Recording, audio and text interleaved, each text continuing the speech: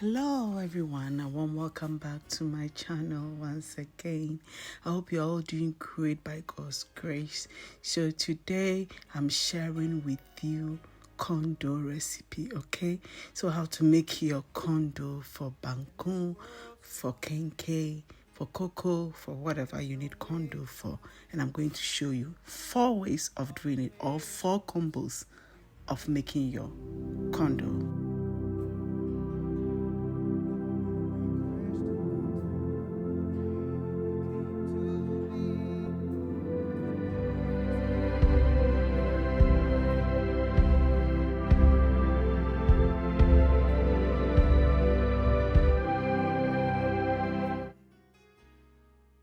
So as I mentioned, we are going to be doing 4 combos, okay? So these are the ingredients we need, okay? So idea is to combine a few of these ingredients to let you know that you have options if you don't have the main corn, which is now on the screen at hand, okay? So we are going to be doing combination, like mass combination, okay? Combine this. I may not get all the combinations, but I've done 3 combinations for you, okay? So we have a normal maize or corn kernels. We have our white hominy corn and yellow hominy corn. So white corn or yellow corn, the one that has been polished, if you get that one. And we have the yellow hominy corn plus the white maize meal, right? And then we have the white maize meal plus the yellow maize meal, right? Good. So number 1 is the original authentic way. Soaking corn in water for 3 days and then grinding it or milling it or blending it, okay? In my case, I'm going to be doing it at home, so I'm going to blend it, okay? So wash it. What I do is I wash the corn, okay, or the maize, and then I soak it in clean water for 3 days, 3 to 4 days, okay? And for it to soften and ferment a little bit, okay? So it's 4 days time, and you see fermentation has started. You see the top is nicely fermented, okay? I washed and rinsed it, and now we're going to be blending it, okay?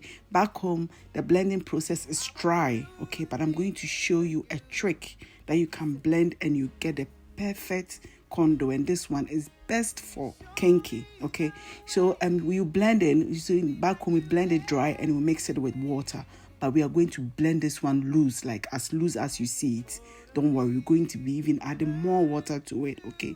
So once you get a very smooth consistency, okay, you pour it into a bowl, right? And you stir it, cover it, and you let it sit for 2 days, okay?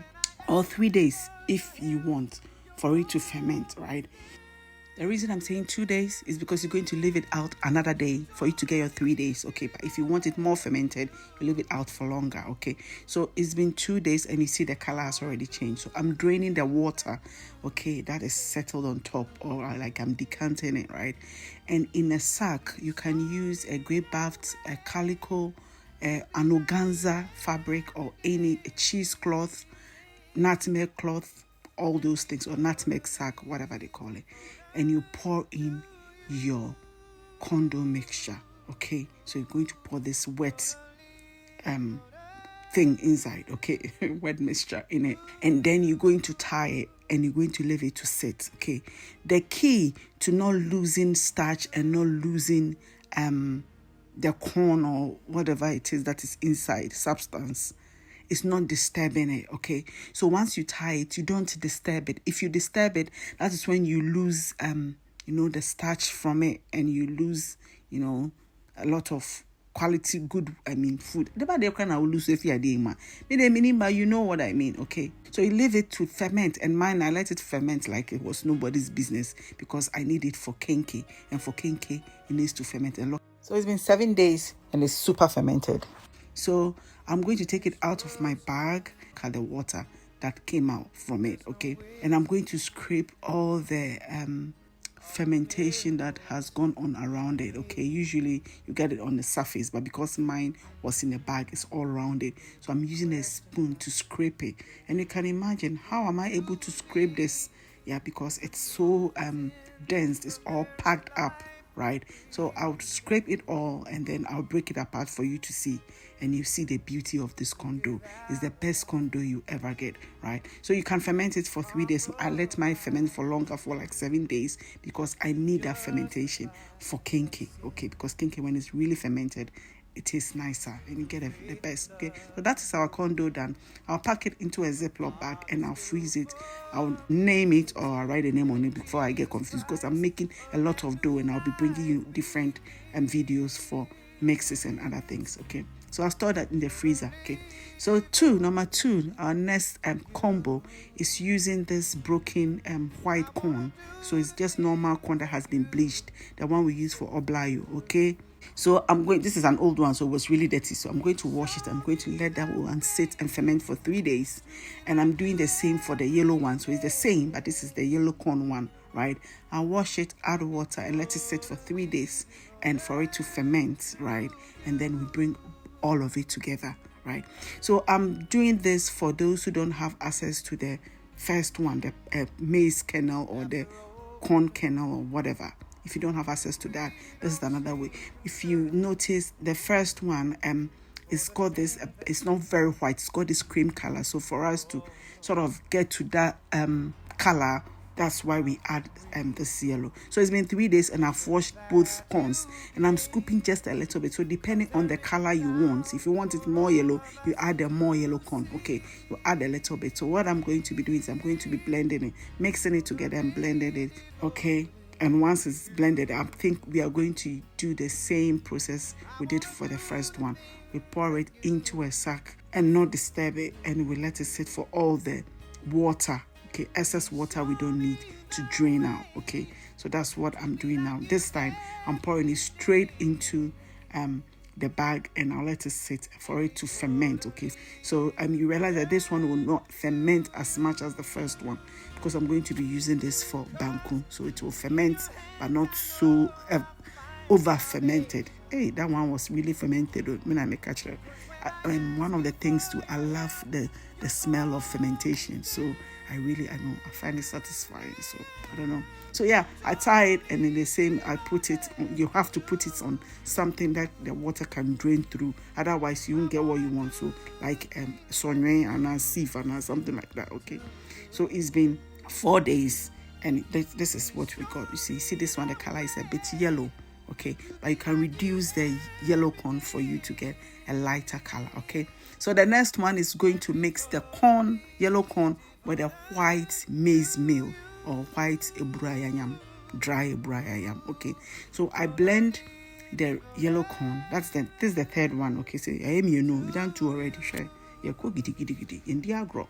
Okay, so you blend that one to a very smooth consistency. Don't worry, and we're going to use that to mix this corn meal. Okay, so this very white one. Okay, so this is mainly for people in the diaspora. Okay, if you don't have access, this is how you can make it. All right, so 2 ways: you can use the powder or you can use but I prefer to use the normal corn because it gives you the very authentic Mmore taste, because you don't forget we are using the powder, right?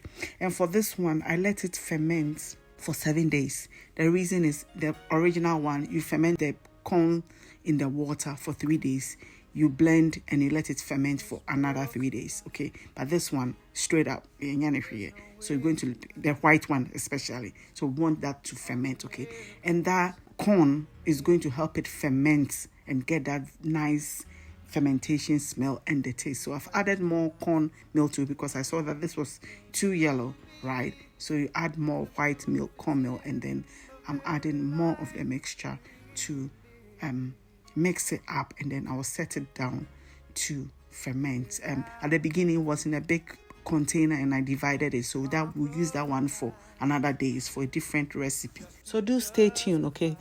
Put on your notification if you haven't, so that when I upload it, you'll be the first to know. Okay, so it's been 7 days and it's how it looks. Okay, I'm going to scrape a bit of the fermentation off. So we let it ferment for 7 days because the maize meal, it's not pre-fermented like our normal corn dough. We ferment the corn, as I said earlier, we blend or grind and we ferment again. Okay, so that's why you need to ferment it for 7 days to get the right fermentation. And as my son will say, that's a specimen of beauty. Look at that. It's the best. I mean, like, when you're feeling it, you love it, okay? So number 4, we're using the same maize meal, and this time we're using yellow corn meal, okay? There are differences. We have the medium, we have the coarse, and we have the fine. Please be sure to choose the fine, okay? Coarse, dear. So we're scooping some, and then we're going to be adding some of the yellow corn. Just a little bit, okay?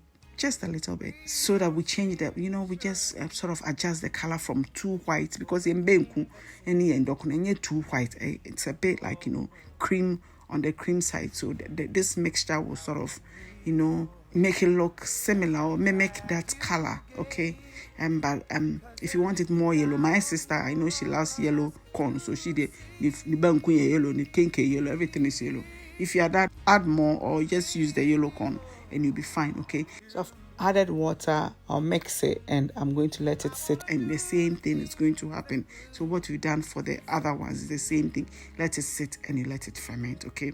So after fermentation, you scrape the top, and then your Mmore is ready, or your corn dough is ready, okay? So I'll cover it, and I will name it, because on that day I was doing a lot of mixes. Just my mind was like everywhere. The confusion in my head was too much.